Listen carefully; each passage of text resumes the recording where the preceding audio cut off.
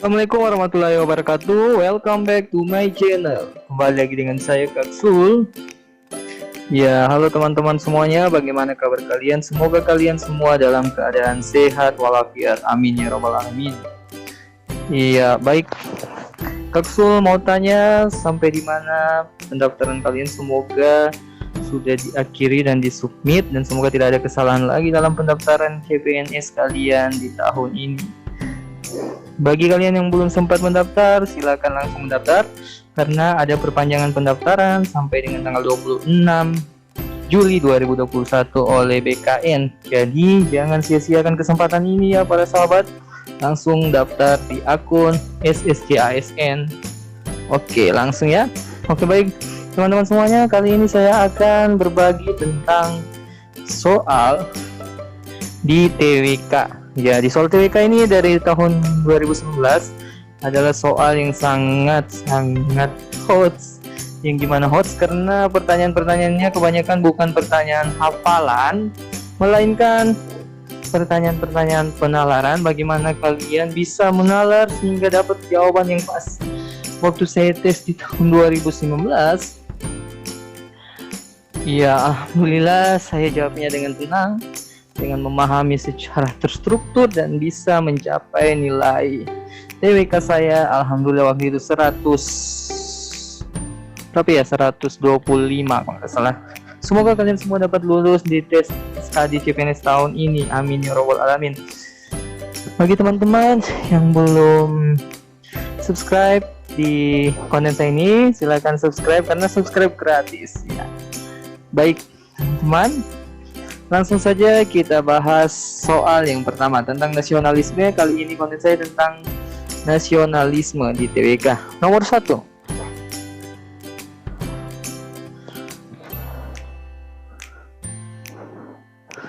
Upaya yang dapat dilakukan saat ini untuk melestarikan semangat juang kemerdekaan 1945 dan nasionalisme di era pembangunan adalah: A. Belajar dengan gigi agar mendapatkan kemampuan yang maksimal. B. Melatih kemampuan untuk menghadapi musuh. C. Menyiapkan rencana dalam menghadapi perubahan di masa mendatang. D. Menjaga kesehatan tubuh jika dibutuhkan negara setiap saat. E. Memiliki tabungan yang banyak agar tidak kekurangan di masa mendatang. Ya, bagi teman-teman yang ingin menjawab, menerka-nerka dulu jawabannya, silakan di skip ya, agar kalian bisa lihat kemampuan kalian. Nanti di akhir kalian tulis jawaban kalian di kolom komentar ya teman-teman semuanya, dan jika ada yang mau ditanyakan silakan tulis juga di kolom komentar. Oke, kalau sudah dijawab ya teman-teman, silakan. Sekarang kita akan membahas untuk soal ini. Semangat juang 1945 dan nasionalisme Indonesia perlu dilestarikan dalam era pembangunan saat ini, terutama dengan cara belajar gigi demi mendapatkan kemampuan maksimal agar berguna bagi nusa dan bangsa. Iya teman-teman, jadi jawabannya yaitu di option A, belajar dengan gigi agar mendapatkan kemampuan yang maksimal. Ayo teman-teman, siapa yang jawabannya benar? Kita lanjut nomor 2. Kesadaran akan nasionalisme terkadang membelenggu dan menghambat rakyat dan pemerintahan sendiri. Hal ini bisa terjadi ketika: A. Nasionalisme dipahami secara mendalam sebagai sebuah ideologi. B. Kedudukan nasionalisme semata-mata tidak hanya ideologi. C. Sifat universalitas tetap dipegang teguh. D. Nasionalisme dijadikan sebagai semangat dan semboyan bangsa. E. Jiwa nasionalisme didasarkan pada ideologi bangsa. Iya, seperti nomor 1 teman-teman. Jika ada teman-teman yang ingin menjawab dulu terlebih dahulu, menerka-nerka, silakan di skip dulu. Iya, kalau sudah kita akan bahas. Hambatan yang bisa menjadi serius ketika memahami nasionalisme adalah ketika pemahaman nasionalisme didalami sebagai sebuah ideologi, bukan sebagai semangat, pola perilaku, dan cara pandang terhadap negeri atau bangsa. Jika demikian, yang terjadi akan menimbulkan sikap kapitalis bahkan cenderung individualistis. Ya, jadi jawabannya yang tepat adalah bagian A. Nasionalisme dipahami secara mendalam sebagai sebuah ideologi. Oke, kita lanjut soal nomor 3.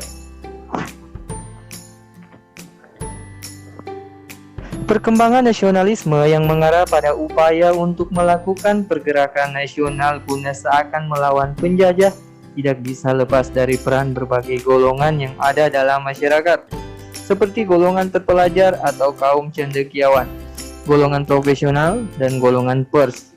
Golongan terpelajar dalam masyarakat Indonesia saat itu termasuk dalam kelompok elit sebab masih sedikit penduduk pribumi yang dapat memperoleh pendidikan. Kesempatan memperoleh pendidikan merupakan sebuah kesempatan yang istimewa bagi rakyat Indonesia.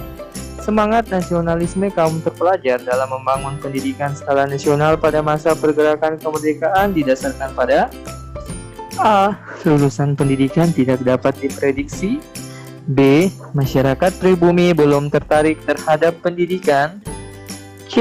Kolonial Belanda membatasi kesempatan pribumi untuk terpelajar. D. Pendidikan kolonial tidak tergantung pada masyarakat pribumi.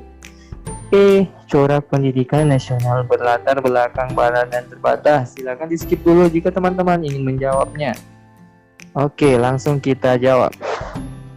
Pembahasan pendidikan pada masa pergerakan kemerdekaan RI yang digawangi oleh kolonial Belanda sangat terbatas dan berlatar belakang barat, sehingga kesesuaian terhadap nilai dan norma luhur masyarakat Indonesia terbatas pada ilmu barat. Golongan terpelajar memiliki peran yang besar bagi Indonesia meskipun keberadaannya sangat terbatas atau minoritas, tetapi golongan terpelajar inilah yang menjadi pelopor pergerakan nasional Indonesia hingga akhirnya kita berjuang melawan penjajah dan memperoleh kemerdekaan. Jadi, jawaban yang tepat adalah option E. Corak pendidikan nasional berlatar belakang barat dan terbatas. Kita lanjut ke soal nomor 4. Keberadaan suatu negara menjadi penting manakala rakyat membutuhkan wadah yang dapat menjamin kelangsungan hidup mereka. Hakikat negara adalah suatu organisasi kemasyarakatan yang mempunyai tujuan melalui kekuasaannya dalam mengatur serta menyelenggarakan sesuatu yang berkaitan dengan jabatan, fungsi lembaga kenegaraan atau lapangan kerja yang terdapat dalam masyarakat. Hakikat sebuah negara yang menekankan pada unsur pemerintahan adalah A. Negara merupakan alat untuk mengatur dan mengendalikan masyarakat secara bersama-sama atas nama rakyat. B. Negara merupakan organisasi masyarakat yang diciptakan oleh sebagian kelompok atau founding creator. C. Negara merupakan kekuasaan kewilayahan yang diperbolehkan untuk mengatur dengan cara kekerasan. D. Negara merupakan organisasi kekuasaan untuk mengatur kehidupan masyarakat berdasarkan kekuasaan. E. Negara merupakan asosiasi terhadap masyarakat untuk diatur dan dilindungi dalam suatu wilayah tertentu. Silakan di skip jika teman-teman ingin menjawab terlebih dahulu. Kita bahas. Penekanan terhadap negara di dalam unsur pemerintahan adalah usaha yang dilakukan oleh negara sebagai alat atau agensi atau wewenang atau authority dalam mengatur dan mengendalikan persoalan masyarakat secara bersama-sama atas nama rakyat. Jadi hakikat sebuah negara yang menekankan pada unsur pemerintahan adalah negara merupakan alat untuk mengatur dan mengendalikan masyarakat secara bersama-sama atas nama rakyat. Jadi jawaban yang tepat adalah option A. Negara merupakan alat untuk mengatur dan mengendalikan masyarakat secara bersama-sama atas nama rakyat karena di sini adalah bawahan untuk unsur pemerintahan. Oke teman-teman, lanjut ke soal nomor 5. Dalam suatu negara, untuk menetapkan status kewarganegaraan bagi warganya bisa berbeda-beda.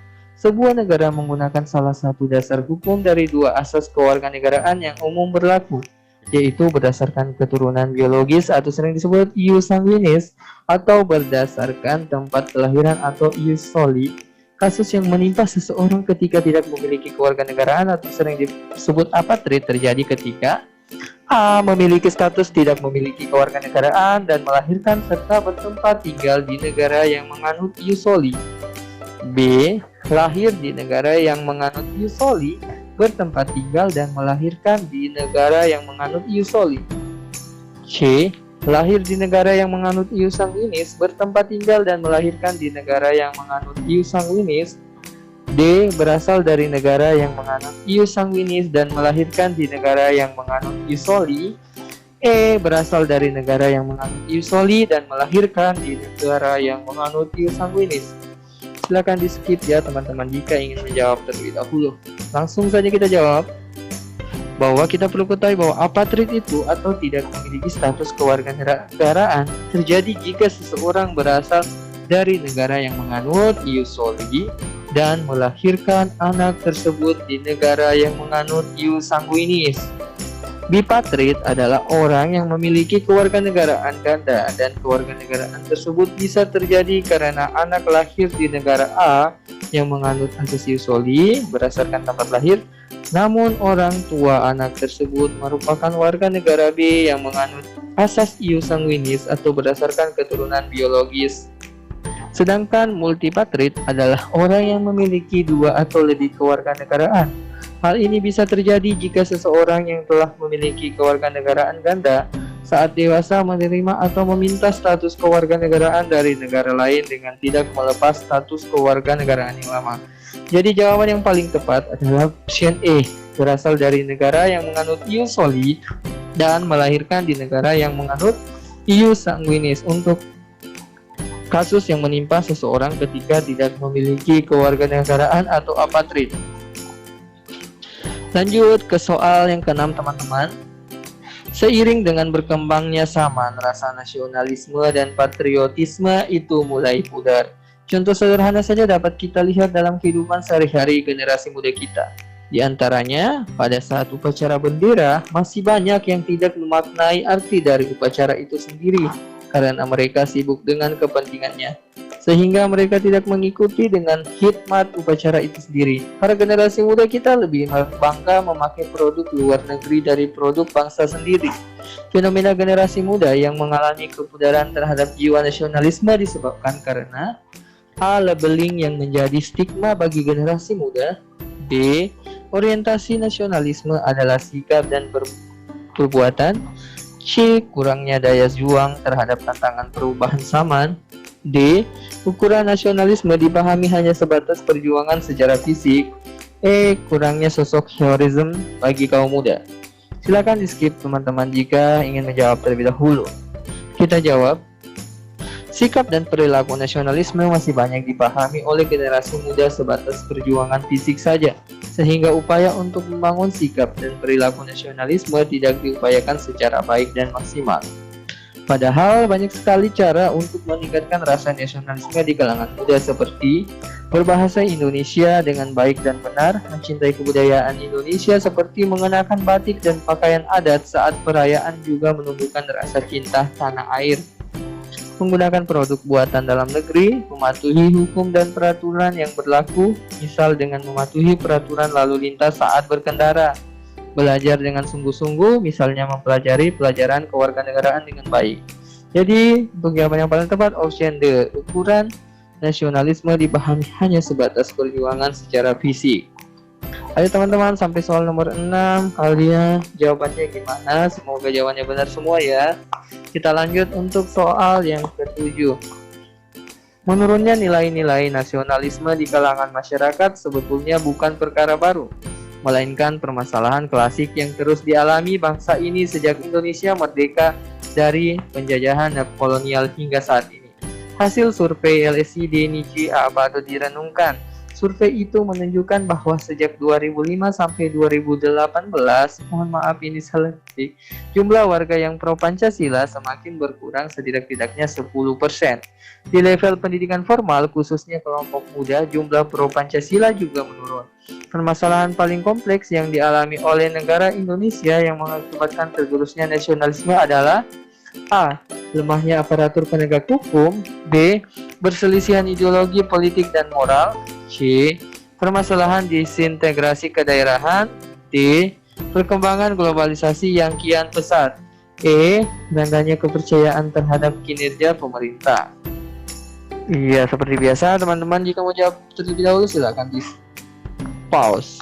Oke, kita bahas. Perselisihan ideologi politik dan moral mampu mengakibatkan permasalahan kompleks karena ideologi sendiri sudah menyangkut dasar negara, pandangan, dan landasan filosofi suatu negara akibat kurangnya pelestarian rasa nasionalisme di suatu negara.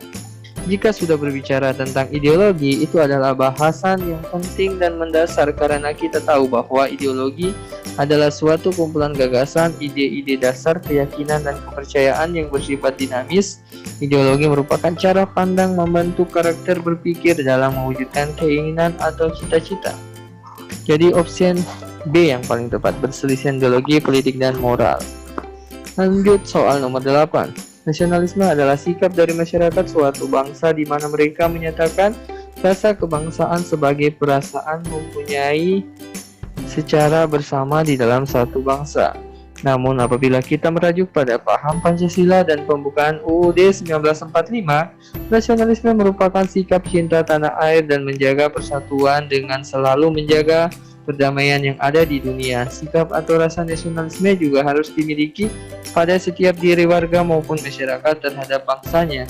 Memupuk rasa nasionalisme kebangsaan bagi masyarakat Indonesia berdasarkan keberagaman suku, agama, ras, dan antar golongan agar A. Moralitas bangsa terjaga, B. Bangsa Indonesia mandiri, C. Tidak kehilangan kepribadian bangsa, D. Identitas nasional terjaga, E. Tercipta kedaulatan bangsa. Jadi silakan di pause dulu ketika teman-teman ingin menjawab terlebih dahulu. Nasionalisme harus dipupuk sebagai upaya negara terhadap masyarakat terhadap keberagamannya di Indonesia demi menjaga kepribadian bangsa.